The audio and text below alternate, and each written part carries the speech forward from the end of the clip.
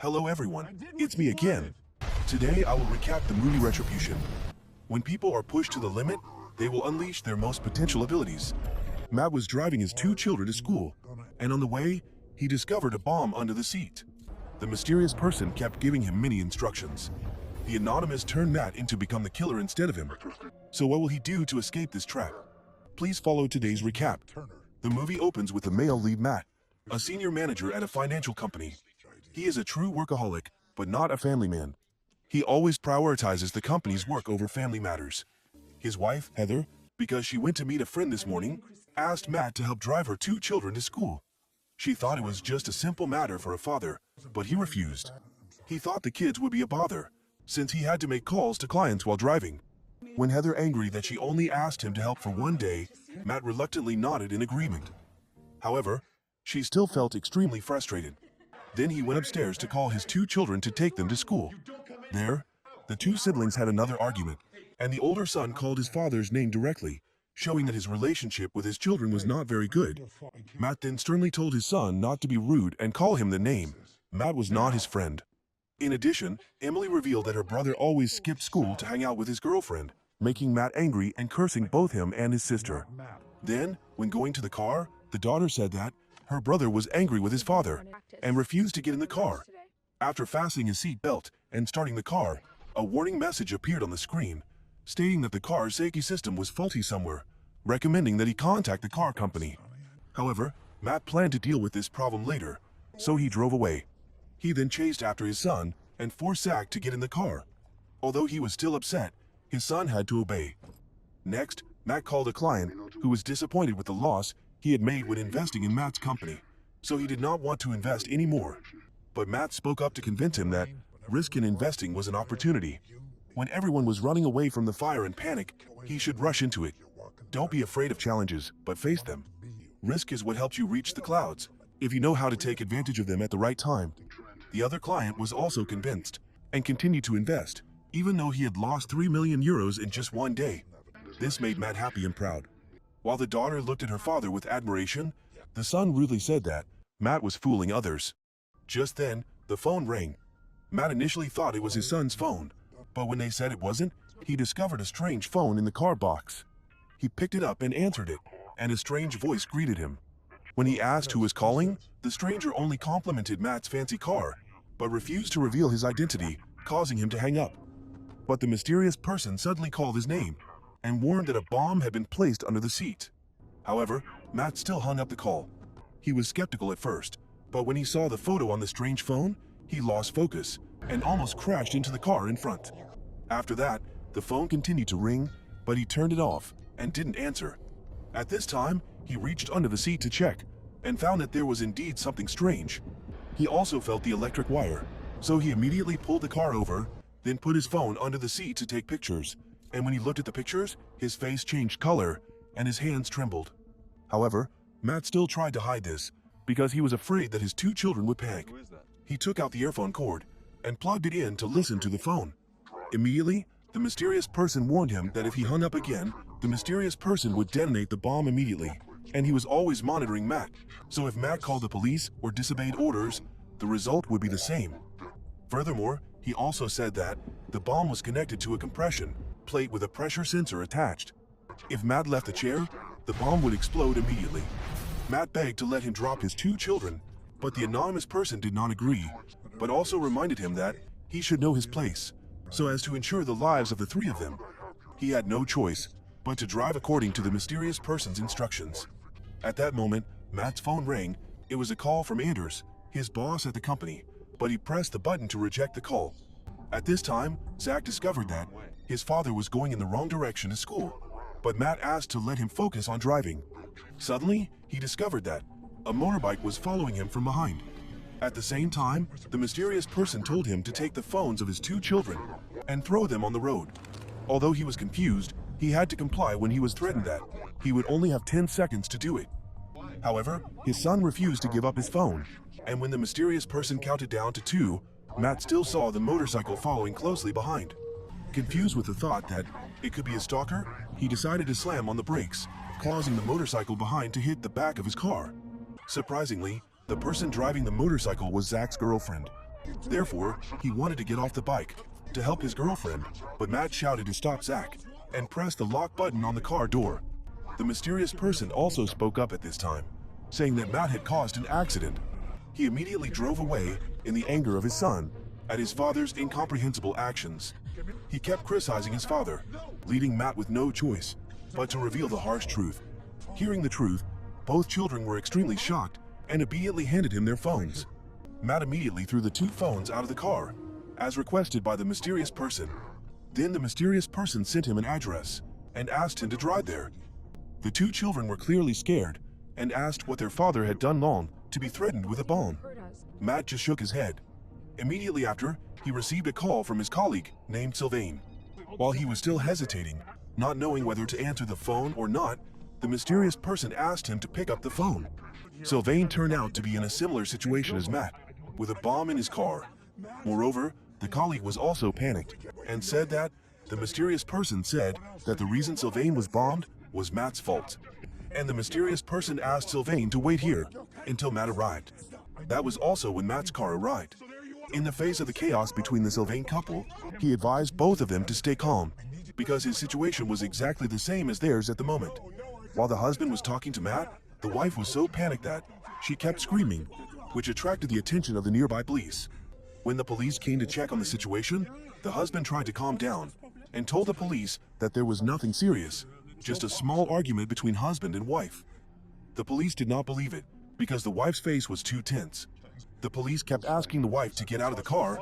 She could no longer keep her composure, pressed the button to release the door lock and rushed out, causing the pressure on the seat to be lost.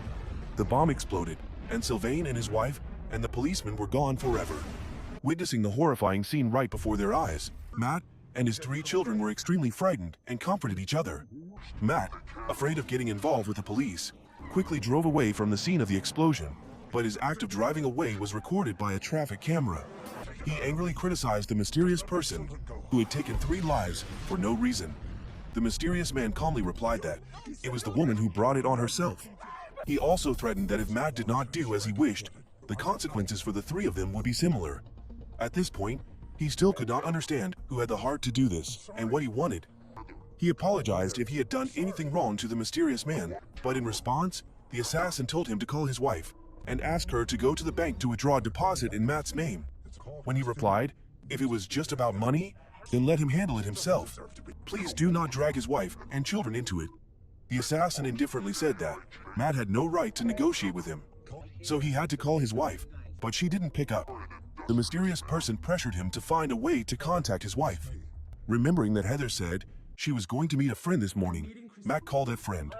Surprisingly, her friend quickly said that Heather was at the law office consulting on a divorce because she was fed up with her husband's indifference to his family. Hearing this, the 2 children looked at each other in pain, and he himself was stunned and speechless. On top of that, the mysterious person didn't give him time to calm down.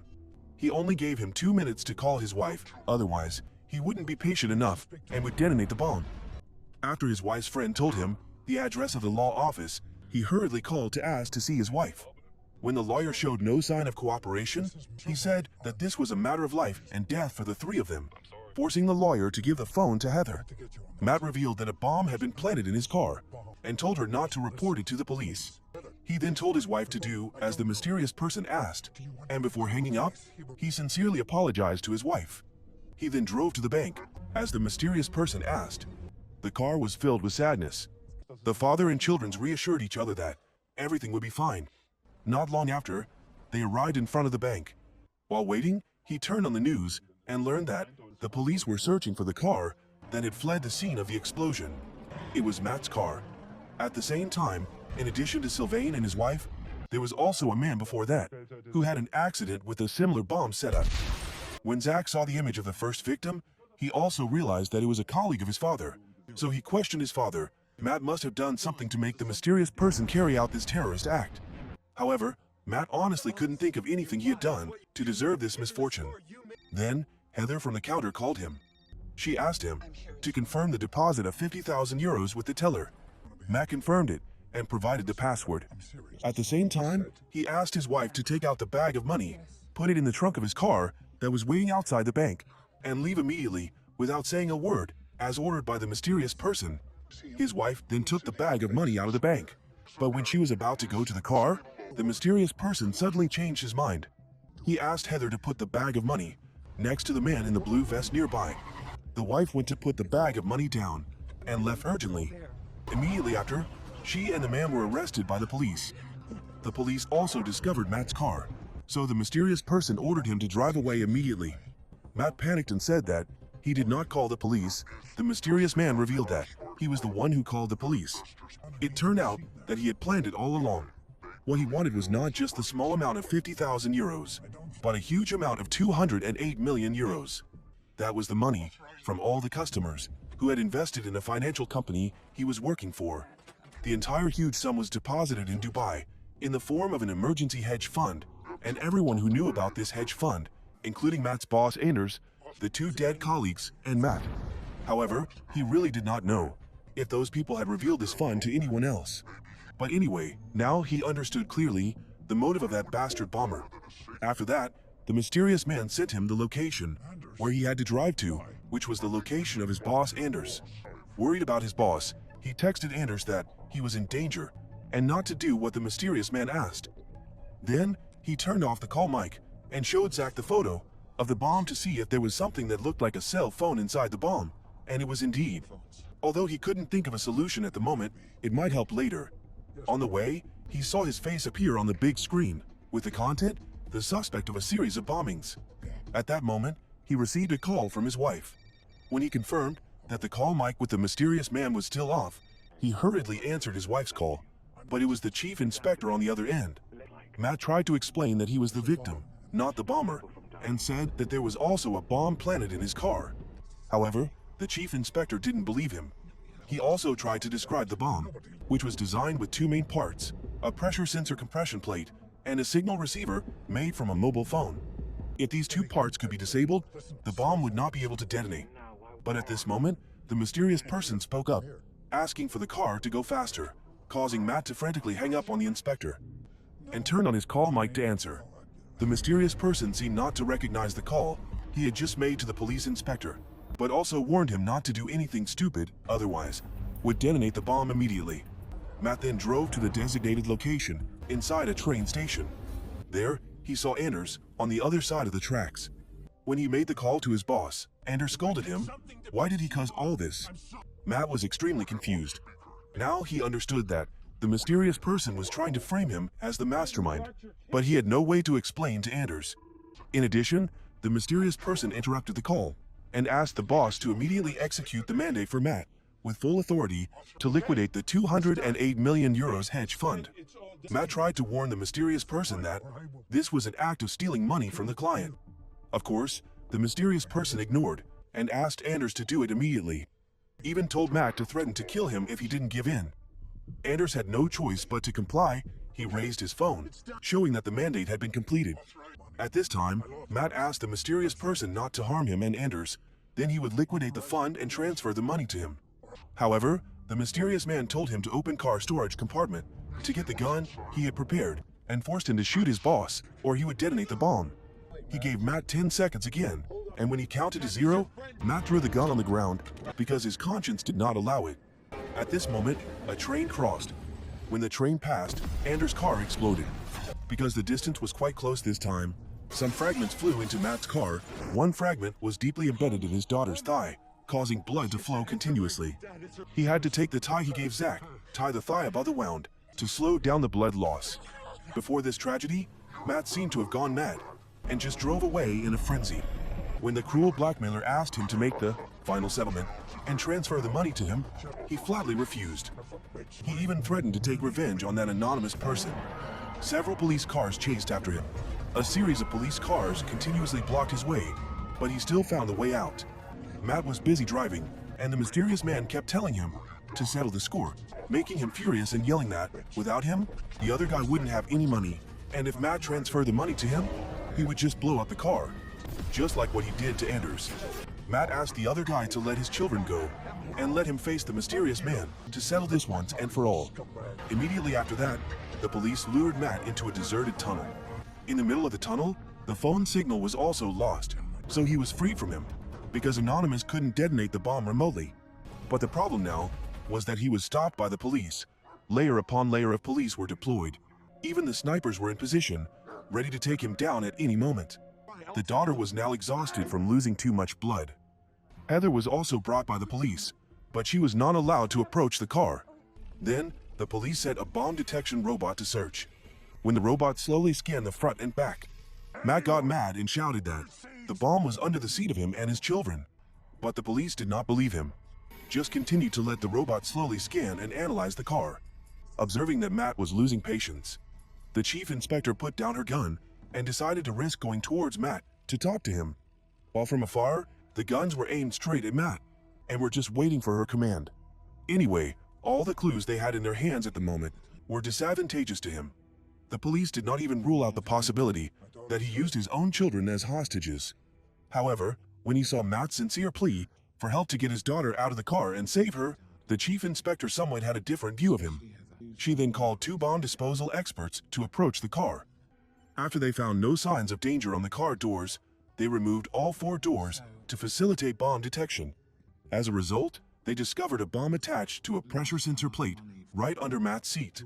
Therefore, the inspector asked them to immediately get the 2 children out of the car. Seeing his daughter being taken to the ambulance, Matt was able to relieve some of the burden in his heart, and Zach now saw his father's true love. He expressed his desire to stay with his father, but Matt encouraged and persuaded his son to get out of the car. At the moment, the police still had no way to remove the bomb from the chair. Matt kept insisting to the inspector that he was the victim, and that the mysterious person was the mastermind behind everything. However, with his agitated attitude, the inspector did not completely believe him. Seeing that he could not be persuaded, he decided to deal with the anonymous person himself. Matt shouted that he would go find Anonymous himself and told everyone to get out of the way. As soon as he finished speaking, he stepped on the gas and sped straight ahead. The inspector panicked and asked the police not to shoot, thanks to which he was able to break out of the encirclement and rush out. While he was trying to escape the police's pursuit, the cell phone signal was restored, and then the mysterious person called. Despite the person's request to transfer money, he continued to drive through the alley, then asked him to meet him. Faced with his determination, the person had to agree and sent him the meeting location.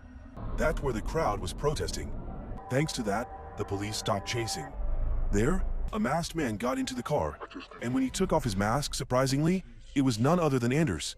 He used a voice imitation device and held a bomb detonator in his hand. Matt couldn't help but be surprised, because he thought Anders was dead in the explosion at the train station. But Anders happily said that he had calculated the time the train passed. He had left the radius of influence before detonating the bomb at the right time. He even provided a recording as evidence to blame Matt for being the mastermind. The sentence he forced the male lead to say, "Anders, please give me full authority to liquidate the hedge fund, otherwise I will shoot you." Matt was completely speechless before this fake evidence, but he tried to argue that if Anders made a withdrawal, the police would know he was still alive. However, he once again gloated. The place where Matt transferred the money was a decentralized crypto account. No one could trace it. His plan was perfect. However, what Matt couldn't understand was why Anders risked his life for that money, while his career was not bad. It turned out that all this time, he had secretly withdrawn his clients' investments and had lost everything, causing him to lose the ability to pay for his clients, thus facing the risk of life in prison. Anders ordered Matt to transfer the money to him immediately, otherwise he would detonate a bomb and die together. In front of the treachery of the boss, to whom he had been loyal for the past 18 years. The male lead smiled lightly and said that there was one thing that Anders had not thought of. What would a person with nothing to lose like Matt do? With that, he started the engine and stepped on the gas to let the car rush forward. While Anders was trying to fasten his seatbelt, he turned the steering wheel and drove straight into the electric pole, flipping over. The car slid close to the bridge. When Anders tried to reach for the Nokia to detonate the bomb, Matt quickly unbuckled his seatbelt and jumped into the water, thereby bringing an extremely bitter end to that despicable boss. The next day, the police confirmed that the person killed in the explosion was Anders. The inspector understood the truth, and Matt, through this ordeal, scored big points in the hearts of his wife and children. The movie ends here. Family affection is something extremely sacred. You have to nurture it every day. Spend time watching your children grow up. At that time, the parents' affection is also attached to the children's childhood memories. Please give your family lots of love. Thank you for watching. If you find it interesting, please give me a like and a comment about your feelings about this movie. Especially, please subscribe to the channel to follow my movie recap. See you again, my dear friends.